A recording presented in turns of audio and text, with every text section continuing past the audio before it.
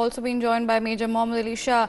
Welcome to the broadcast, Major Shah. Of course, it's a day of mourning, and of course, it's a hard time. The country is yet to come in terms with the loss of its bravest, and it's of course the final journey of the departed souls, wherein the immersion of ashes of General Rawat and his wife will be carried on soon. Your thoughts on this, sir? Can a man die better than facing fearful odds for the ashes of his fathers and the temples of his gods? You know, it is the way General Rawat lived. He lived a life less ordinary.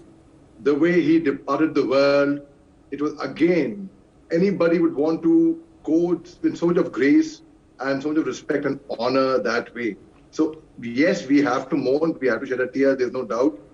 We can't say just move on. No, the inquiry will happen. That's a different thing altogether. But then we have to celebrate his life at the end. There are going to be procedures that are happening, and we are really very, very proud of having a brave heart, that son of the soil with us over here. And because martyrs never die, they become legends and live in our hearts and minds forever. He would be remembered forever. In fact, he had commanded 3 corps in Nagaland, in the northeast, where I was the ADC to the GOC 3 corps. Way before him, a similar appointment, I was a personal staff officer, like how we talk about his staff officers who went along with him. So in fact, this jacket that I'm wearing right now, it's a Sema jacket from the Sema tribe of Nagaland, where I was posted at that time, same time. So yes, he is survived by 2 daughters who are very brave girls, and I support and our sympathies are with the sisters over here. Let me tell you one small experience in Nagaland in the year 2012. I had gone there, had dinner with Mrs. Rawat and General Rawat, and that time they told me that their daughter she trusts the villagers, she had local friends, she had gone to spend some days without any protection party. That is the trust that they had shown in the villagers over there.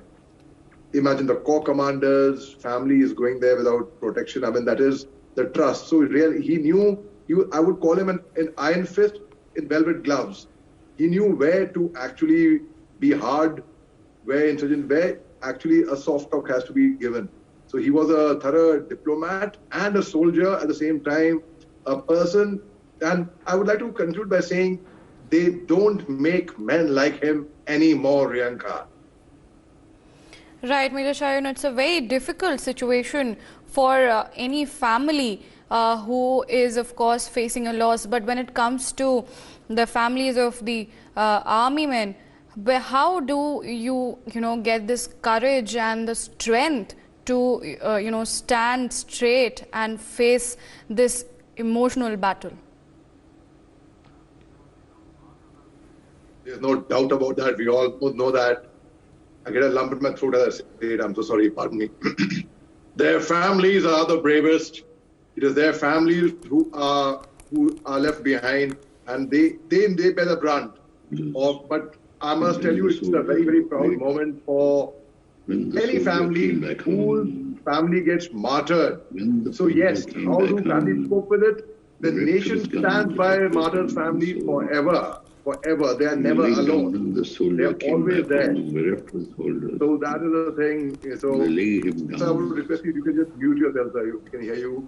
Any other, that's a different thing altogether. So families definitely cope with it.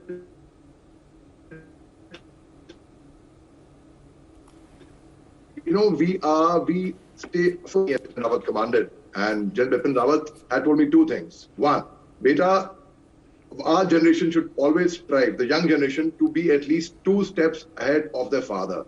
So when we have a general like a chief of army staff like General Dalbir Singh Sohag, I must comment that his father was not an officer and he was an NCO, but he went the moment he was commissioned. That time itself, he was liable for a salute from his father. So he went slightly ahead of his father at that time. I would say that. So yes, but now how do you surpass someone with a legacy whose father already was a lieutenant general, whose father was the deputy chief of the army staff, and you were a young officer there?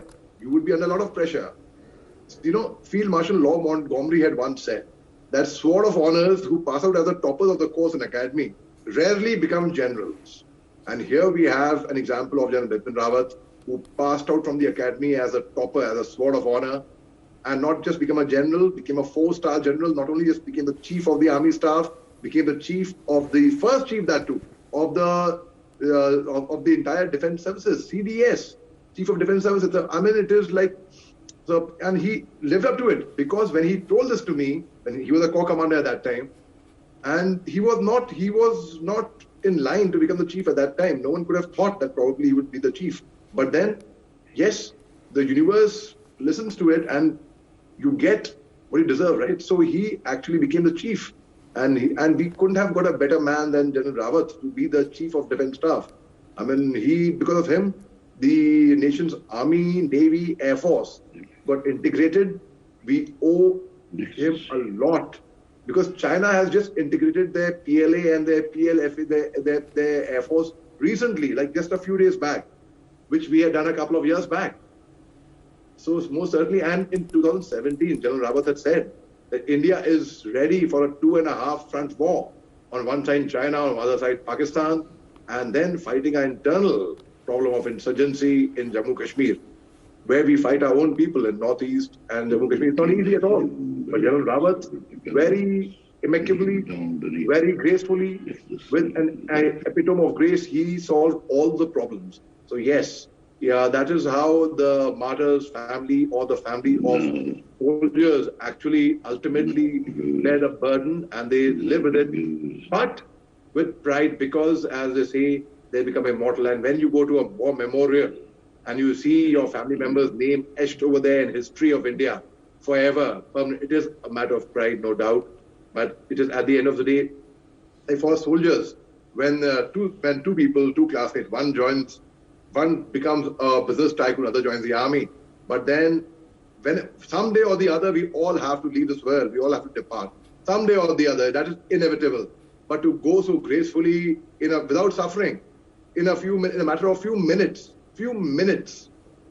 just imagine, before the crash, he was hale and hearty, and that too, he kicked the bucket wearing his boots on. He went in his uniform. He went with his life partner, his soulmate, Mrs. Rawat. What better way to go, to depart from the world so gracefully? And he would be remembered for generations to come. In fact, just yesterday, Riyanka, I had a lot of people flocking to my house. I was like, why are you coming to me? I mean, you should go to Brar Square or something, They said, no, we want to join the army. We are inspired by the general. And these are people who had come across the state, across far away. So there were a whole lot of visitors, while I was at the same time on back-to-back lives without having my meals on time. And there were people, and they were inspired, which obviously means that he has left a solid impact even on the youth of the country, despite being a senior citizen. And when two people return from their respective duties, because the other one was sent on luxurious business trips, other was sent on the rugged line of control. I'm talking about, I'm making I shouldn't be comparing, but a civilian and a Fauji. Everyone is doing the job. Everyone is doing their service to the nation. In fact, you are doing a commendable service to the nation, Riyanka, and your channel is doing their great service. I think doctors, scientists, teachers, everyone is doing even the municipality worker is doing his own service to the nation in his own way. But at the end of the day, again, you were sent on luxurious business trips. I was sent on the rugged line of control. We both returned. Both wives couldn't control the tears. And you hugged her, but I couldn't.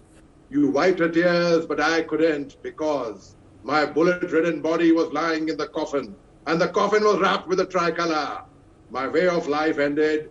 Yours continued. We both left home at 18. So yes, as I told you earlier, it's the martyrs' families which are the bravest, Riyanka. Very well said, Major Shah. Major Shah, of course, it's time that the youth of today take this as the biggest motivation to join the Indian Armed Forces. Absolutely, Riyanka. Whereas at the raw age of 21, you could be commanding over 100 men who live and die by your word. So definitely a lot of youth have been inspired to join the army, and they've come forward, and the entire nation has been united. We all saw yesterday at the proceedings at Brar Square what was happening, the entire nation, everyone, and we heard the brave daughter and wife of Mrs. Linda of great leader. They spoke. They said that yes, we are sad because his daughter said, my father was my best friend, my confidant, my friend, philosopher, guide. I'm sad that he's gone. But at the same time, I'm happy that he went with less suffering. What better way to go than this? And a small little poem which my father had presented him a book, his autobiography, which he had written, and which was much in the news. And General Bipin Rawat saw that book. He opened it, and the moment you open it, it is the introduction and the dedication. It's dedicated to General Shah's wife, that is my mother, basically. So General Bipin Rawat loved that poem, and he read it aloud. And this is the book, and the poem is here. My wife, embodiment of grace and virtue, my wife, the pillar of strength, my support, my life, a person who's faced all perils by my side, never wincing to face the oncoming tide.